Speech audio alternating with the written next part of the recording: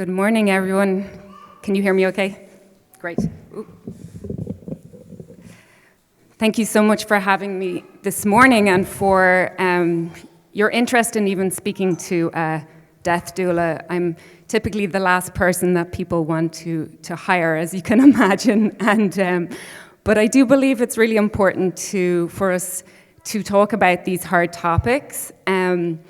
And, you know, especially on your day of remembrance, where it's about honoring those who've walked before us. And what I often say to my clients, you know, as a way to normalize this very human part of life, the end of life, death and dying, is that, you know, you're just ahead of all of us in line. We're right behind you. We're going exactly where you're going. You're just leading the way. And so they're my teachers, and I really feel like death is our teacher too, and I'm learning every time that I'm sitting with someone who is dying. And so today I just, you know, it's a real privilege to sit with people who are dying and to be in this very intimate space, and I just want to share some experiences and give you more questions rather than answers to think about in how living well should also include dying well, and how dying well includes living well, and that they're not separate, you know, and talking about it doesn't bring it closer. But yeah, so I'm not really here to tell anyone what to do. It's very personal experience, and I'm sure many of you have your own experiences. Maybe you've been with someone who's died, maybe you've played the doula role yourself, or maybe you will in the future. And so it's a personal journey, and I would say if you get the chance to play that role in the future, I would really encourage you to do so, because it can really be life-changing. My initial exposure to death was at 2 years old when I lost my mother, and she was sick when she was pregnant with me. So in a way, that was the saddest thing of my life, and in another way, it gave me a huge gift from just this tiny age of understanding that we don't know our timeline, we don't get to choose, and that each day is a gift. And she was 37 years old, and I work with clients all the time in their 30s, 40s, 50s, 60s, and beyond. But I think there's a lot of fear around death, and that it's wrong if it's at a certain age. And so, whereas in real life, this happens all the time, you know, at all ages. And so I think it's healthy for us to talk about it a little bit more. So why are we so afraid? Why our culture is often described as a death-phobic culture, and that doesn't mean everybody is scared of death. It's just that, you know, everything that is depicted out there around death and dying is dark. There is a little bit of you know, how Hollywood depicts it. It's not talked about much. Even medical providers often are scared to talk directly with people when they're dying about what is actually happening. So there's some language missing, I feel like, in our culture anyway, and certainly where I grew up in Ireland. Nobody talked to me about my mother's death. It was put firmly under the carpet and locked away there, and I had no one to talk to, because it was hard. And people didn't have the tools, right? So it conjures up these dark, scary images, and it's often depicted to be this dark, dramatic thing. Or the other version of a Hollywood death is, you know, this really peaceful slipping away, which it can be, but I feel like there's a lot missing. Yeah, so in a way, maybe we are death phobic in that intellectually we understand that we all are dying, right? And that as soon as we're born, that's the beginning of also our trajectory towards death. We understand that intellectually, but at the same time, it feels like very over there, very far away. And it's still always a shock when someone gets a diagnosis, a terminal diagnosis, or someone is dying. And so there's something missing there. And I'm just very motivated to kind of enhance the conversation around death. And because from my experience now, and I used to be very afraid of it, you know, it was the worst thing in the world, whereas now I have the privilege of seeing that, like, actually, the dying experience is so much more, and if we honored it more, talked about it more, then we could actually bring some healing, you know, and that it can bring relief. I run these monthly death cafes in Marin, and there is a real interest in people wanting to talk about death. So we started with just one small table, and each month it's growing, right? 40, 50 people are coming, traveling far and wide, because they want to talk about these things, and there isn't enough spaces to do it. So I don't know if we're afraid of death or just like there are not enough spaces to talk about it. But yes, it is so much more. It's about the whole person. It's not just about the disease, and the language tends to be a lot about what is happening to the person rather than who they are, what their life has meant, you know, and what's going on for them emotionally, spiritually, what is their experience of dying. All the love and care that shows up is the magical part, is the beautiful part of end of life. And if we don't talk about it enough, then we're kind of not honoring that too. And so the doula role really is to be a companion to those at the end of life and also grieving. And we don't come with any fixed agenda, but we do meet the person where they're at, right? So it is all about the person and their life, their family, their loved ones, what's going on for them. So we sit with people, we help them plan, we provide resources, we spend time with them where maybe hospice or, you know, maybe there's some gaps in care. We sit with their loved ones. We provide emotional support. And so we're kind of molding to each person depending on what their needs are. And our job is not to fix or change. We can't take away the pain. We can't, we can't deny what's happening, but we show up and be present as human to human, seeing the person, the full person for who they are, and try to encourage, a lot, the connection and just even though it's an enormous event and we can't take away the grief or loss, we can honor that what this means is that this person had the gift of life. And so what was the meaning of that life?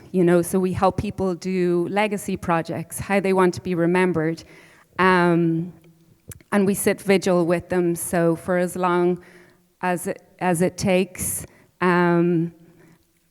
And I'll explain a little bit more about what death looks like now in a second. But yes, so I'm happy to talk to anyone afterwards too, but we fill in the gaps of what they have in terms of care and really try and honor the life that someone has lived. And, I remember my dad died last year, and it was one of those long goodbyes of many years of Lewy body dementia, and he was in a nursing home.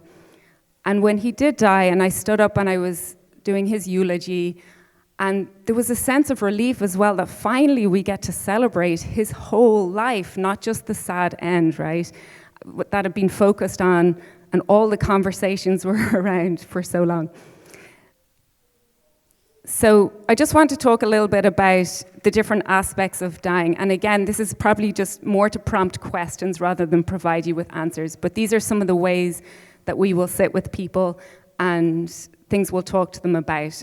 A lot of people wonder, well, what does death look like? Maybe they've never seen someone dying before, or only in the movies, or they've seen an open casket, or had one experience of a family member dying, and maybe it was a bad experience, So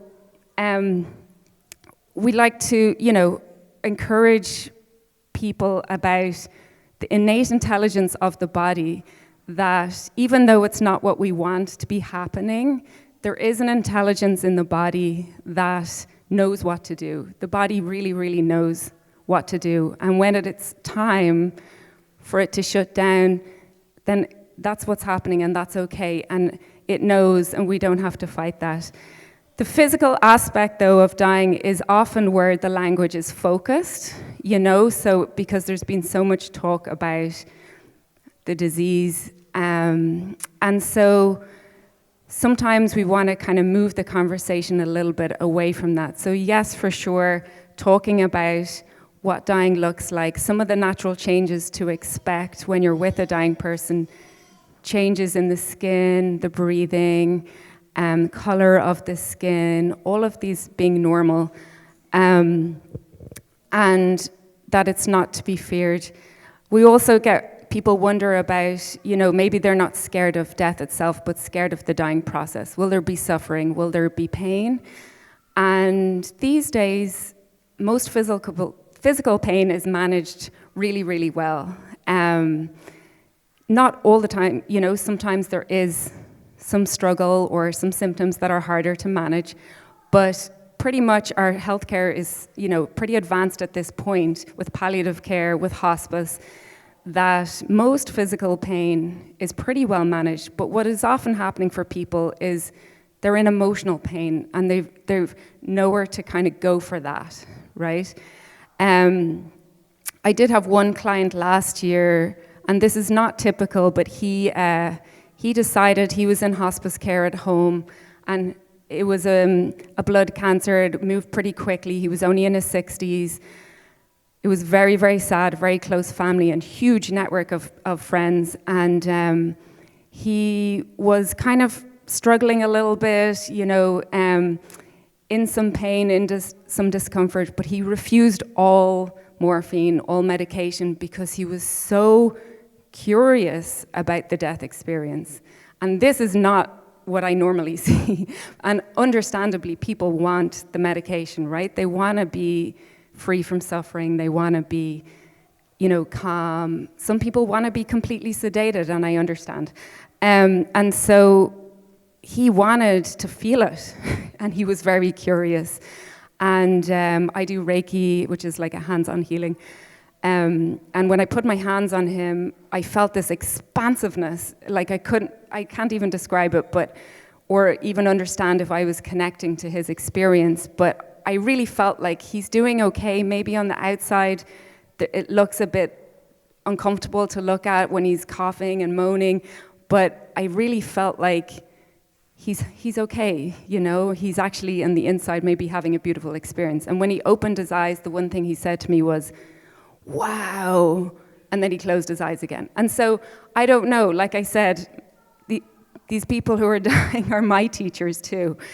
But there are some options. I work a lot. We collaborate with palliative care. We collaborate with hospice, caregivers. There's often a wide circle of care that's needed. And so we work with people who elect to take medical aid in dying or voluntary stopping eating and drinking. So there's some of the options that are available. Emotional aspects of dying. So naturally, like I said, there can be fear of death. Some of the questions we like to ask people are, what's keeping you awake at night? Like what are the things that you're worried about? Maybe their pain is being handled, but nobody's talking to them about their fear of leaving behind their loved ones or fear of what's happening. And so this is natural, but again, it's just sometimes asking the questions, and sometimes, just being with someone in their grief, in their loss, meeting them there and holding space for allowing them to let it out. Again, not to fix. We can't fix grief. We can't change it. Grief has its own trajectory, but we can ask people what matters to you and what's going on for you. Francis Weller says, the work is to carry the grief in one hand and gratitude in the other, and to be stretched large by them. The Wild Edge of Sorrow is his book, and I just love that because it's so true. It's like, in this really precious time of life, there can be enormous grief, but there can be enormous gratitude and love too.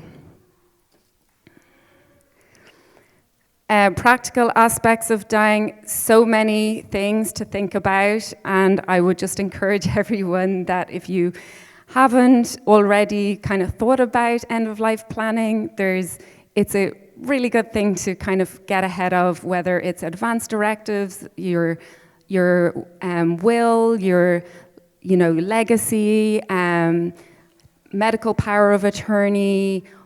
Do you want a green burial, a home funeral, a memorial, things like that, getting wishes written down. We work a lot with people on this, and often it's right at the end and they haven't done a lot of planning. And other people are really organized, and I would just say it's the biggest gift to be able to tell your loved ones that you've thought about this and include them in the conversation, and that you know what you want. Spiritual aspects, again, we're not showing up with any agenda. We meet people. What are your beliefs? What do you feel is happening? What are the rituals that you like? What connects you to magic and awe and wonder and mystery in the world? Is it nature? Is it the stars? Are there rituals that are comforting to you? Some people like to blend. I was raised Jewish, but I have this Buddhist practice that I like. I don't believe in anything. I believe this is the end. All of it, we just welcome all of it and show up for that person however they want. And so try and help them organize their final days if they could choose to look and feel the way that they want. And then there's the kind of just thinking about living and dying. And I like this exercise of just zooming out, where it's looking at the bigger picture. We often get caught up in our own experiences, of course, but sometimes it's helpful to zoom out and just think about all the people, every moment of the day that are being born, all the people that are dying. And, just as all plants and animals and all living beings have a timeline and, are born and die, then also we're on that trajectory. And in fact, if there wasn't death, then every birth would be a tragedy for the environment, right? So it's like we're all in this together. It's just the natural way of things. And so sometimes that can be helpful, just to understand that as we pass, we're making way for the next generation too. But then, of course, there's the personal journey, and like I said, bringing meaning to your life and thinking about what is meaningful to me, what has my life meant so far, and if I was to die tomorrow, would that be okay, And if not, what do I need to resolve? What do I need to do? What do I need to say? Who do I need to tell that I love? Finally, just this, I like to think about, death, life, and beauty, and a couple of art pieces here. So Klimt on the left kind of depicts how I think our culture really thinks about death. On the right, you've got the tapestry of life, the connection and love that we all feel. Very interconnected, but not a little bit turning away from death. It's over there, it's on the outside. And in Native cultures, this artist, Eloy Bida, she depicts really the continuation and how our ancestors before us, they're our teachers, and they understand the continuation of life, that every day is a gift and a miracle. And, to understand that, the interconnectedness of life and death, is to see its beauty in all its joy and sorrow and love and loss. So finally, if you will join me, I'd love to just close with a few minutes of meditation. If we have time for that, 1 minute. Very briefly, 1 minute. Okay, so if I could get you to close your eyes, and I just want to, I know this is a big topic and there's a lot to explore, but coming into your heart space, if you could really connect into that really tender place in your heart, and just for a second, feel into how this is the space where we connect not to just our own feelings, but to all of those around us, how we connect to others, and remembering those that we've lost. It's not just memories in the brain, it's in the heart that we really remember them, that we really know that they were part of us and part of our life. And so offering out gratitude to all those who've gone before us, and asking from that tender place to be guided by those who we loved and who we've lost and who we remember today. And then putting a hand on your heart and then just taking a nice deep breath in.